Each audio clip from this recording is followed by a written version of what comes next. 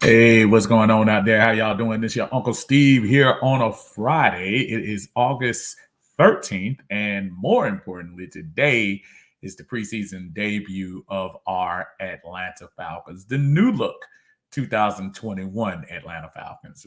What are we looking forward to today?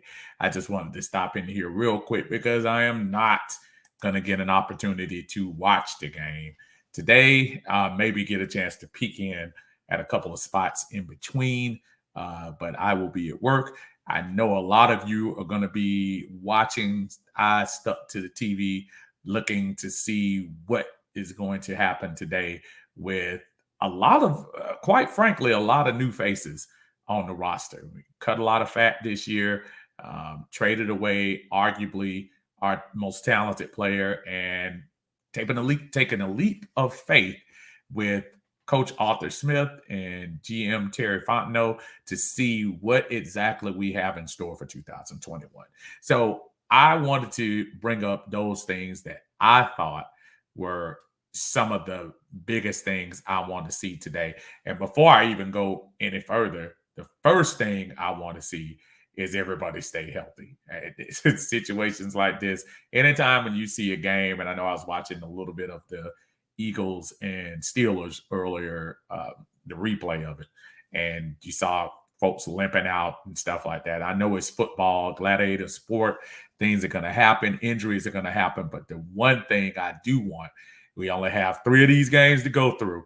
We need good health. So as long as the guys stay healthy, I think that's going to be a good thing. So let's stay healthy. But as far as on the field is concerned, things that I will be looking for, I'm sure I'll be listening to the game on the radio, but things that I'm going to be very interested to see. The defense. What does the defense look like this year under defense coordinator Dean Pease? A lot was made about him coming in there, the changes we've done on the defense. We have a lot of familiar faces. Still have Deion Jones in there, Foye Oluokun, Big Grady, really anchoring the center, at the center of the defensive line. But we have some faces that have a little bit of an incomplete grade with them, where we started talking about Marlon Davidson. We did not see him near as much last year as we needed to.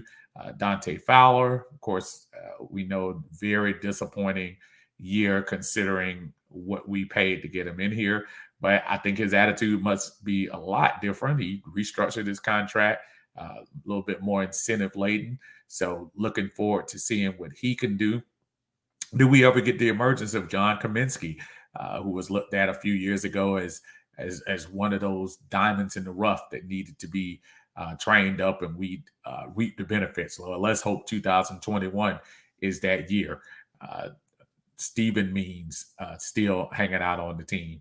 And in the back, Kendall Sheffield, Isaiah Oliver, 2 names that have been synonymous, unfortunately, with some of the defensive woes we've had over the last few years. Do these guys continue to grow, or have they peaked a couple of years ago, or should they have ever been on the team from this standpoint? Well, they're here now and they're being evaluated, and we're going to see how that's going to play itself out. A lot of new safeties on the team to come on. I know Eric Harris looks like he's going to solidify one of the slots on there. But what do the other guys do? Will the rookie Grant, will he get a chance to get some playing time? I know on the depth chart they have a lot of the rookies in the second string, but if you're an Atlanta Falcon fan, you're hoping that Richie Grant gets an opportunity to show his wear. That's a number 2 pick. Basically, in one of the top 30 picks of the draft, you look for some production out of somebody that you pick that high. So I'm looking forward to seeing what the defense looks. Because one of the things you couldn't tell last week when we were going through the scrimmaging and things like that is tackling. How the guys look head up against players. Will they be able to bring them down? Do they stay in place? Are they where they're supposed to be? Are there missed assignments out in the defense? A lot of things that you weren't able to pick up from last week's scrimmage, and I'm pretty sure during a lot of the training camp practices that you can't see in a real game. And today is about as close as you can get to a real game with the first game of the preseason. So defense, really one of the things I'm going to be concentrating on. Running back competition. We all know Mike Davis was brought in, not a big time lucrative contract, but brought in nevertheless to come solidify a running back group that has suffered over the last couple of years. We have not had a true run game over the last couple of seasons. It'll be interesting to see how that rotation works out. I'm assuming Mike Davis is going to lead us off. We think he's number 1 on the depth chart. So, but what do we do behind him? Is Cordero Patterson, is he going to be the second guy? Is it going to be Quadre Allison?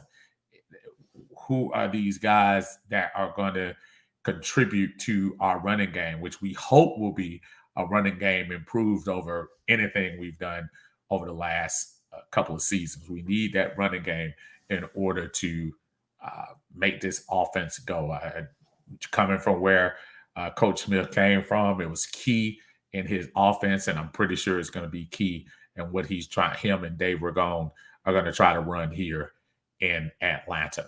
We don't talk about this quite a bit, but special teams, there was the one glaring game, obviously against Dallas, where your special teams coverage was very much lacking. But where do we go as far as kick return is concerned and as far as kick coverage is concerned? Got burned quite a bit on special teams last year, whether it be putting someone in good position or not. We just did not have the amount of confidence in that special teams game as far as the return game was concerned. I think we're going to be good with Younghoe Koo still kicking the balls through the upright. Very encouraged by what I saw at the scrimmage. He still has the length, looks natural doing it. I have no concerns about that aspect at all. Kyle Pitts, which when you saw on the depth chart, Kyle Pitts is actually in the back. They have Hayden Hurst is number 1 tight end. I have a sneaky suspicion that'll change by kickoff weekend. And even if it does, you're going to have a 2 tight end set, so you know he's going to be in there as well. With Lee Smith probably getting quite a bit of look as well as blocking tight end. Kyle Pitts, the coveted tight end from Florida, highest drafted tight end in draft history. What does he do? When you have credentials like that and you have height like that, the eyes are going to be on you. Cameras are going to be on you. What does he do in his first nationally televised game, and how does he come out and show up? I'm pretty sure he will get quite a big run, and if not with the first team, but probably with the second team as well. And last but not least, real quick, because again, this is just something just wanted to bring up real quick before I got out of here, is wide receiver depth. I don't think it's any question that your first 2 slots between Calvin Ridley and Russell Gage are pretty much wrapped up as far as the receivers are concerned.